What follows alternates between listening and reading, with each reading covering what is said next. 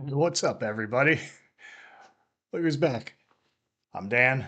This is Moonshine talking. Welcome aboard. It's been a minute. I think I haven't done anything in like 3 weeks or something like that. All's well. No complaints. No real issues. At least none to concern any of you all with. But no, I've been good. I've just been busy. Doing a lot of work related stuff and just trying to stay healthy. Still rehabbing the shoulder. Thus far, it's going well, and yeah, just doing that, and that's pretty much been it. Valentine's Day came and went. That pretty much took up a lot of my time with my job, so I really haven't had a lot of time to do stuff. And then my schedule's been kind of all out of whack. So as far as sitting down and recording videos and all that sort of stuff, it's been kind of a challenge. Also, it's been kind of a challenge because I had some plans uh, and they've been kind of derailed just because album releases and waiting on getting stuff and all that sort of thing, which I can get into at another time. Uh, but yeah, and then actually, I do have a funny story for you, but I'm not going to share it at the jump. I'll try to remember to tell it at the end of the video. So if you stick around, you get like a bonus crazy wild story from my personal life, my IRL nonsense that goes on in my daily life. Anyhow, again, welcome aboard. Today I am doing an album review. I'm going to do a review of the new Hirax album that just came out. It's called Faster Than Death. It is Hirax's sixth studio album. I'll spit that out properly. You don't have to give a backstory on Hirax. Legendary thrash band. Uh, Caton DePena is a legend in the metal community. Just killer band from California, thrash band. And this is killer. This is just a great album. Don't even have to like try to sugarcoat it or dance around it. This is great. It's 9 tracks. It's about 22 minutes long, so they're not getting paid by the hour doing this one. Uh, there are two separate lineups to note with the band. There's the band that recorded the album, and then there's the touring band that Caton has on tour with him. Not be redundant. He's got a whole new band playing with him. It's Emilio Marquez on drums, Jose Gonzalez on bass, and Alan Chan on guitars. But the people that recorded the album that actually put the album together were Neil Metcalf. He did all the guitars and bass. Danny Walker did drums, and Caton, of course, is the voice of the band. It was recorded in two different spots. At Skull 7 Studios is where they did everything but the drums with Bill Matoyer, and the drums were recorded at Beach Avenue Studios with, let me get this right, Aaron Cruz, Vitaly Kopyev, and Mike Boltel. Hopefully, I pronounced everybody's names correctly and didn't butcher it too bad. If I did, I apologize.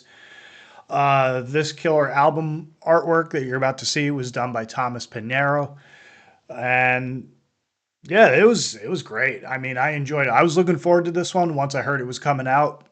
Fun story behind it. I heard it was coming out. Looked online to see where I could get it. It's out on two separate labels. There's Dementia Records, which is based out of the Czech Republic. They're putting it out, so I went to them. I looked, tried to pre-order it, but it was going to be so damn expensive trying to get it through there. So I was like, oh crap! I guess I'm just going to have to you know hope for the best that I'll get a copy of it. That there will be enough copies being issued domestically to where I can get my hands on a copy. But as luck would have it, I was watching the video for the one single that they have out, Relentless. They had two singles that came out. There was one for Relentless and Drill to the Brain. And so I was watching that, and just a killer song. I love the harmonies. There's a little harmony with the bass and the guitar later in the song, which leads to Caton doing a little bit more like a little soulful little bit of singing in the middle of it.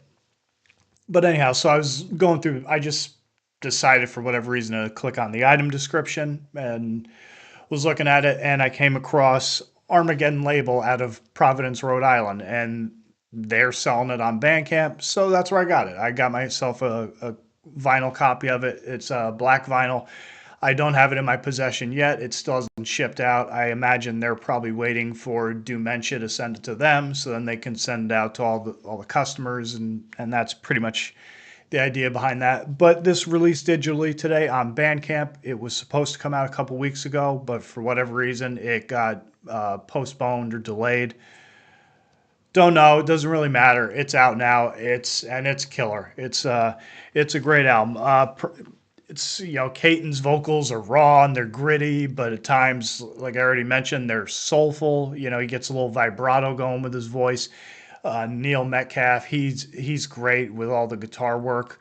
It's shreddy and it's chuggy and just good stuff. And the drummings are just mean and direct and straight to the point. This is meat and potatoes, old school thrash, the way most people enjoy it, I would imagine.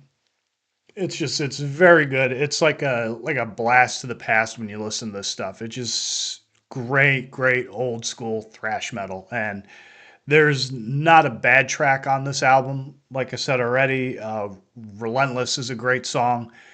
Uh, Drill the Brain is good. That's the opener of the album. World's End is the closer. Both phenomenal songs. They do a re-recording of Warlord's Command, which is very well done. But probably my favorite tracks on this are going to be the title track, Faster Than Death, Drown Bodies. That's probably my favorite song on the album. And then I would say probably I had another one, but I guess I put Relentless on it. But that middle section of the album, it's really good. I mean, this is just good stuff. Uh, Again, very meat and potatoes. Uh, you can't go wrong with this album. This one I would highly recommend getting this if you can. It's definitely going to be a contender for this year's album of the year. I know it's kind of early and that's kind of a bold prediction, but this is ranking up there pretty good. I mean, this is a fantastic album. It's a lot of fun. It's great to listen to. You go drive fast or work out hard or whatever it is that you're doing. This thing will keep you pumped and fueled. It's exactly what you would expect from a Hirax album, and that is what you get. So I guess in terms of grading it, I would probably give it a. I'm not even grade it like 4 out of 5 or 5 out of 5, but this is a recommended. This is highly recommended. I would definitely go pick this up. This is one of the better things I've heard this year so far. Again, I know it's early; it's only February, but yeah, this is a killer one. And yeah, let's play a couple. I'm gonna play a little bit from my favorite track, "Drown Bodies."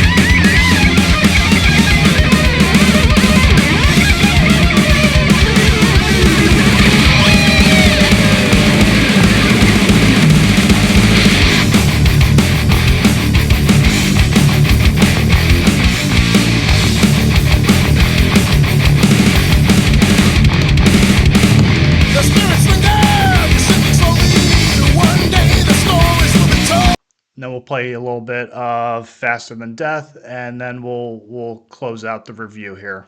Faster than death!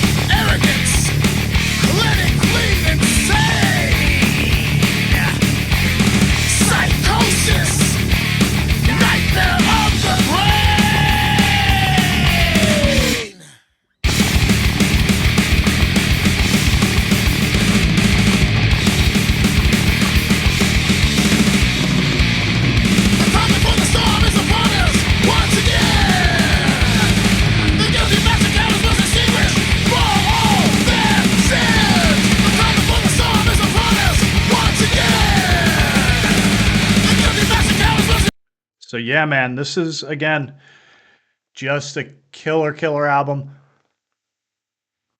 By any means, go get it. Like I said, Armageddon label. You can find their Bandcamp. You can find their website. Go get it there. If you live abroad, go to Dementia Records. They also got some very killer other bands on there. Lots of good stuff on their website. Lots of good bands on their label.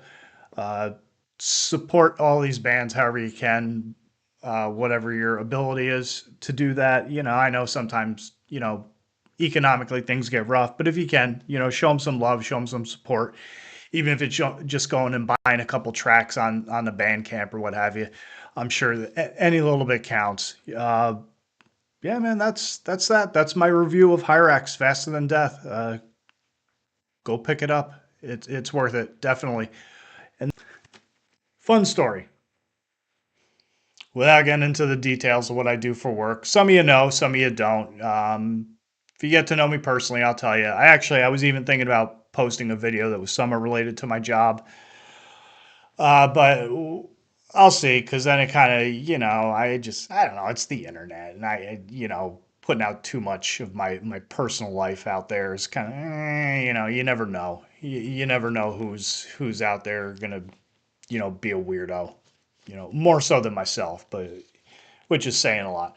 So I'm at my job. This is last Wednesday, and I go in, start doing my thing, head out because I do certain I take care of our banking stuff. I work for a small business. That much I will say. I work for a small business. I've worked there a long time. Uh, About to celebrate 25 years on the job with the company. Uh, Never believe in a million years that 25 years ago I'd be at the same place, but here we are. And so anyhow, I go and do my thing.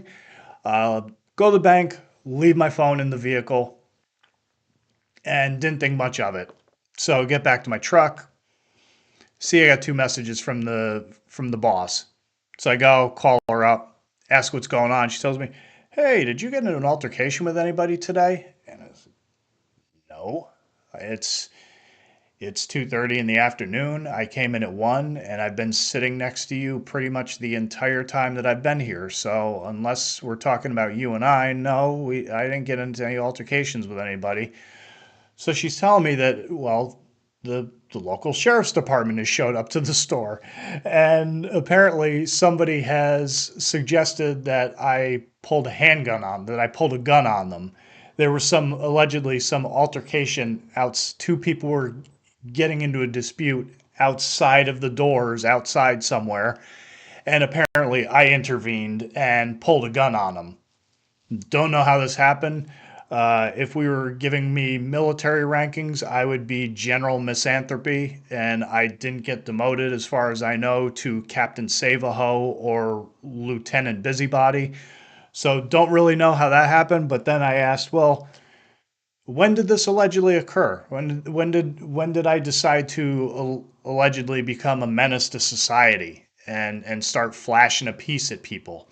So she tells me, oh, they said this happened around 2 o'clock. So I go, and it's odd to me. I just kind of laugh because I'm thinking to myself, unfortunately we have to deal with, not in that way, but we have a lot of situations where we have to bring, the police in, and they come, and then we're at a busy intersection, so there's lots of accidents.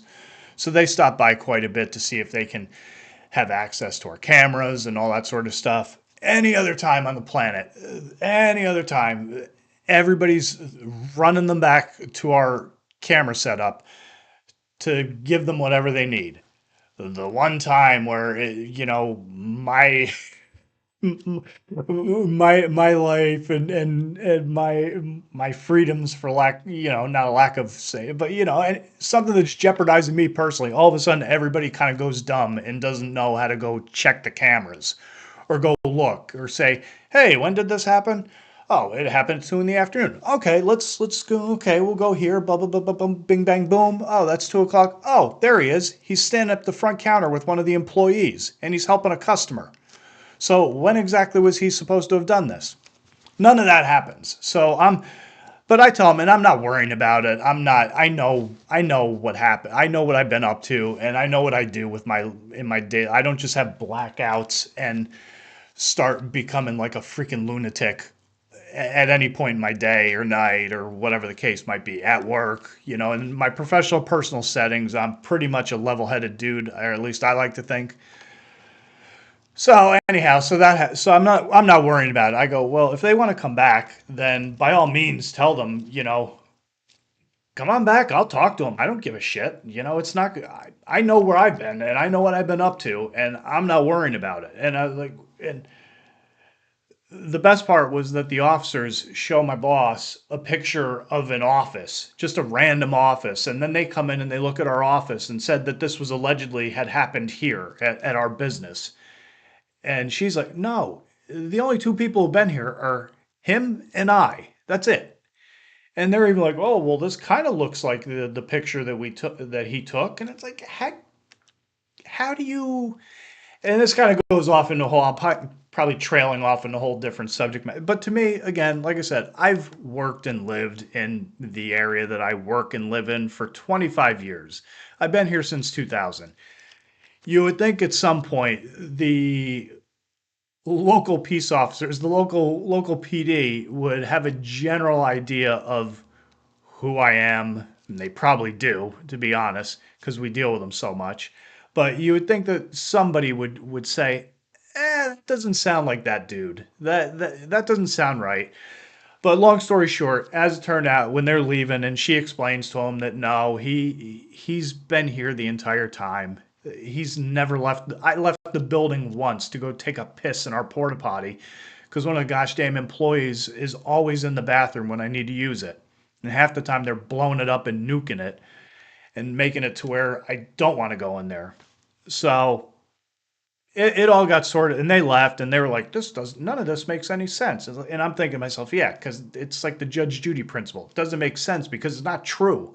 Whatever this idiot told you is either a lie, it's you just pulling my name out of your ass and describing me because again I work and live in the neighborhood. And I look a certain way. It's not like it's very easy for somebody to just say, oh yeah, it was him, the guy at the blah blah blah with the big beard and the long hair.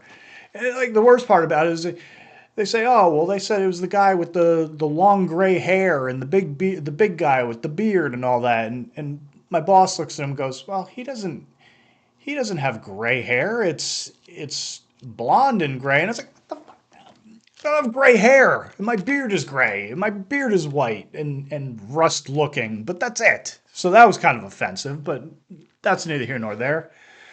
So never heard from them again. Never saw, they never came back. They must have either figured out that this dope either accused the wrong person or was talking out of his ass or was at the wrong building. We operate right next to a strip club, so God only knows what happens over there. Who the hell knows what they're up to? So I never heard hide nor hair of it after that, and it's been well over a week. So I would think if anybody thought that I was some massive menace and danger to public safety, then they probably would have come back and talked to me. So anyhow, that's my long-winded, ridiculous story. It never ends. It's always something, but I guess it keeps life interesting. And as long as I don't wind up going to jail and winding up currency for somebody, then I guess life works out. So anyhow, as always, folks. Hope you enjoyed that story. Hope you enjoyed the review. Everyone, have a good evening. As always, stay sick, stay heavy, stay brutal. Always tuck your chin upon impact and don't forget to breathe. Have a good one. Take care. I'll catch you on the next video. And by the by, I did that giveaway thing. The contest winner got his stuff. He was very excited to get the Grief CD, get the hippie death cult stuff, get the Fallen-Osis. I threw in a copy of Cathedral CD, Ethereal Mirror, I want to say. I threw in a copy that I had of that. I had like a little Lucy one that I bought that didn't have the booklet and it didn't have the CD insert. and I just happened to get a copy of that, a full copy of that. So I threw that in there for him, threw him some stickers and crap. And I was actually worrying that I was going to become like a friggin' Interpol World's Most Wanted because I didn't declare the sticker pack, but it seemed to have worked out. So he was very excited. So I was very glad to do that. It was cool. So yeah, that's that. I'm babbling at this point. Everyone, take care. Have a good one. I'll see you on the next video. Later.